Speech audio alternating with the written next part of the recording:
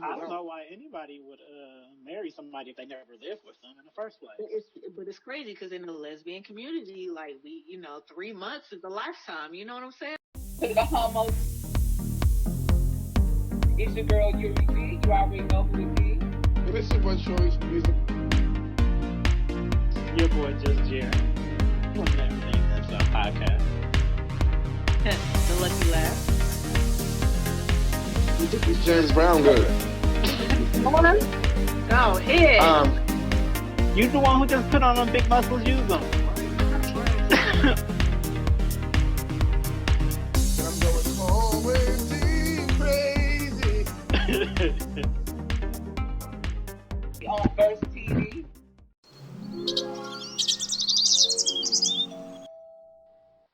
So, now we're going to move things over to our topic of today.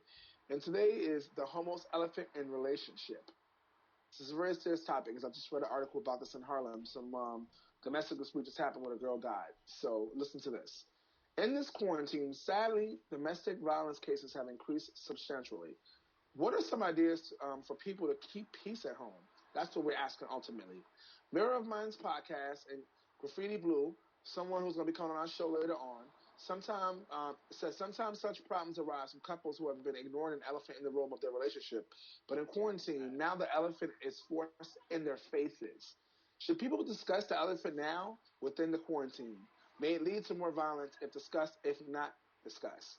And before we get to anything, if you are experiencing any kind of domestic violence, any kind of abuse, or in any form, shape, or way, there's a national help hotline, and it's 1-800-799-7233, or you can live chat with someone at www.thehotline.org. Just in case you guys need to know if you're suffering and you need to know, where to get help from.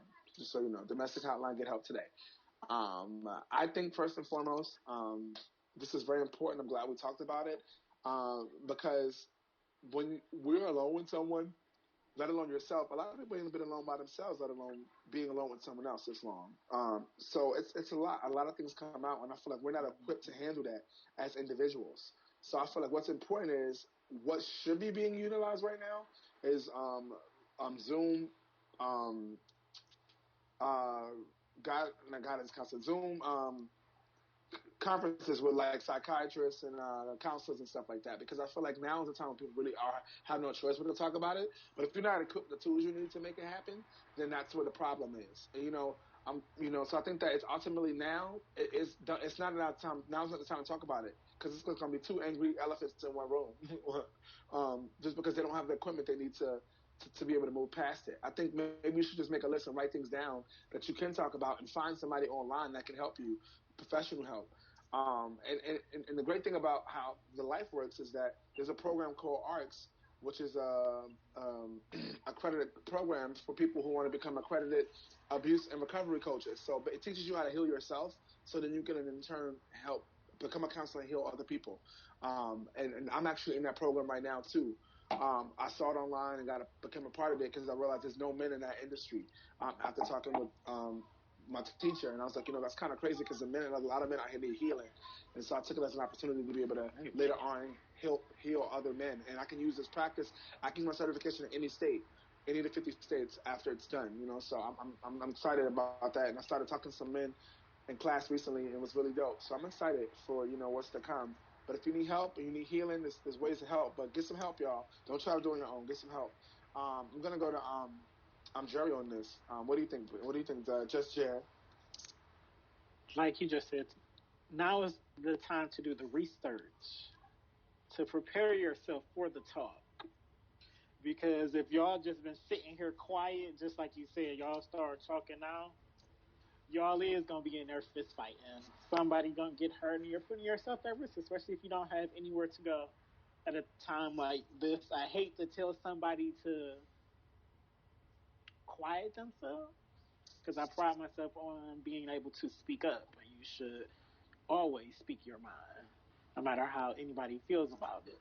But if you don't have the security or resources to be able to speak up and have somewhere to go, if something do hit the fan and you're not willing to call the police if it do go there, then you need to try to find some help, a mediator for that conversation.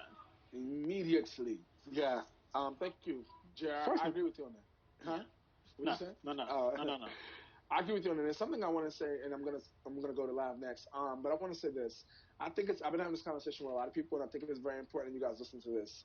We need to establish, and during this time, just in life in general, right now, starting with now, establishing boundaries in our life, in every aspect of your life. And the reason why I say that is because a lot of people don't understand. Like, boundaries are very important. How people treat you, how they talk to you, how they perceive you, how these things happen in life, in any friendship, in any aspect of relationship in life, is important. People understand that, and people hold on to things without dealing with them because they don't establish boundaries. If someone hurts your feelings the first time, you establish that boundary right then and there. Ooh, that felt kind of weird. I don't like how you said that. I don't like how you did that.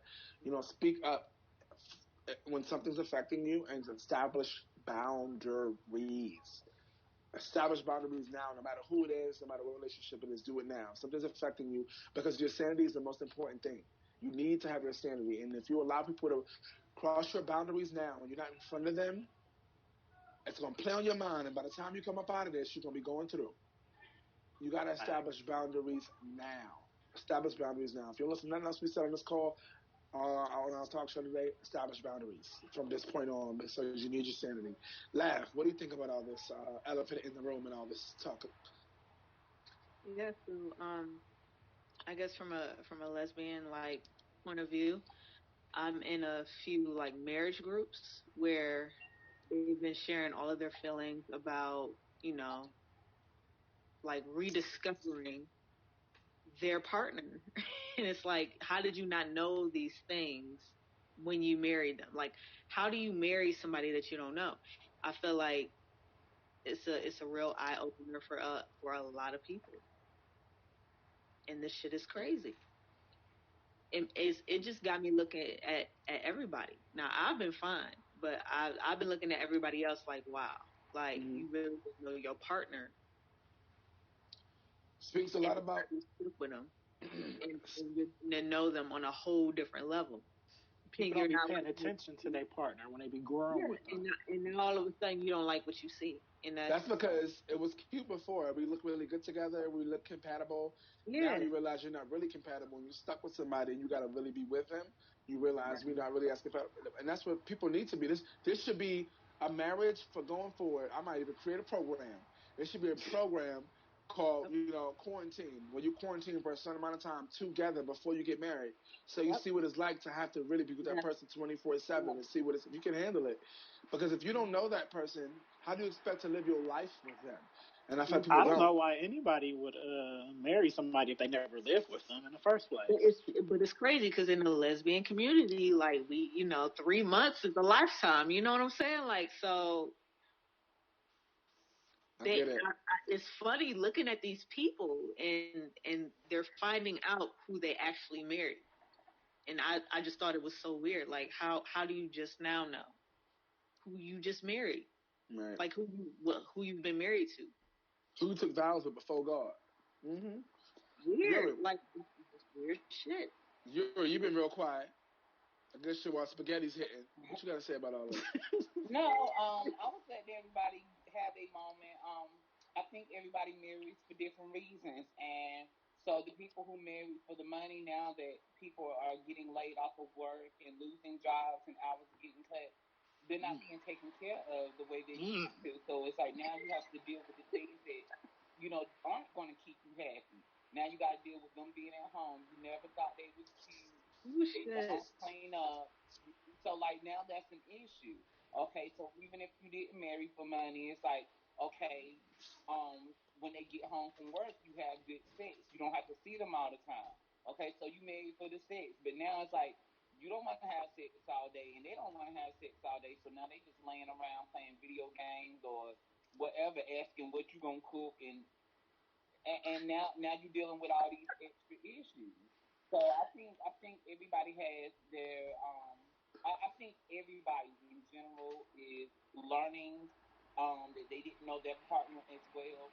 But I think there's a possibility for every relationship for you to get to know your partner and find where you all are compatible and things that you do like about them, and just figure out those boundaries.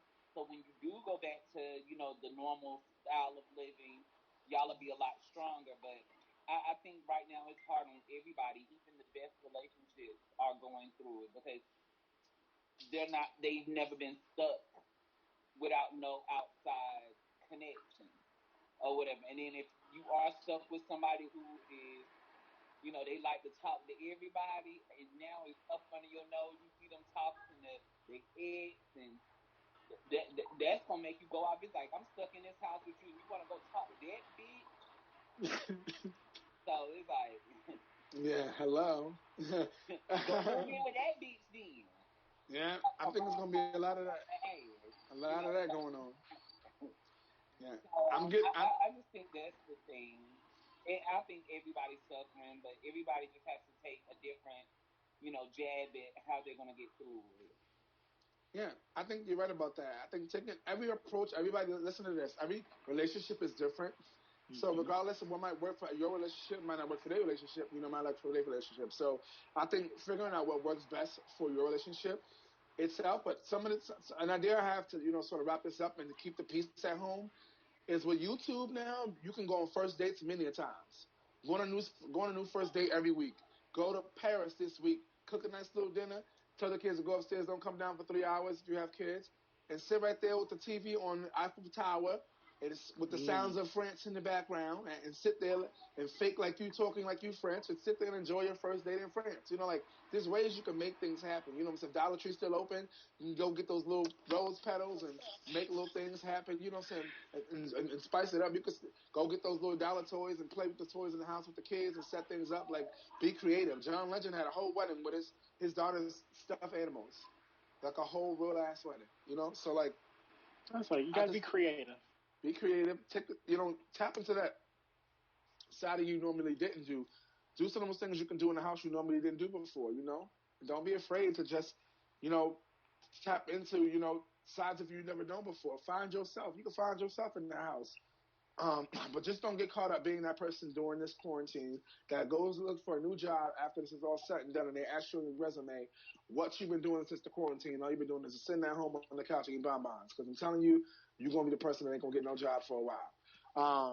So find something to do. Use your creativity. But right, go take a hike on a nature trail. Go lose that stomach that you said that you couldn't lose because you've been having to work 10 hours a day. Now you have no excuse. Boom, you right about that. Learn another language so you can get that raise when you go. Like, even if you just take a drive, like, just go get you some fresh air with the windows down. Do something, right? Yeah, if you need to. Right now, so just keep the peace at home, y'all. Stop the domestic violence. And the question was against the homeless elephant in the relationship. And the question is this: during this quarantine, sadly domestic violence cases have increased substantially. What are some ideas for people to say, keep the peace at home?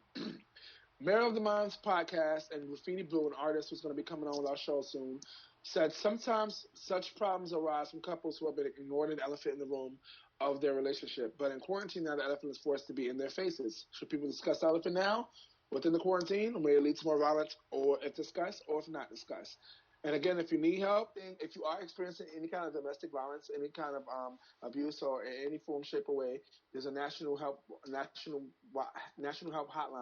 and it's 1-800-799-7233, or you can live chat with someone at www.thehotline.org.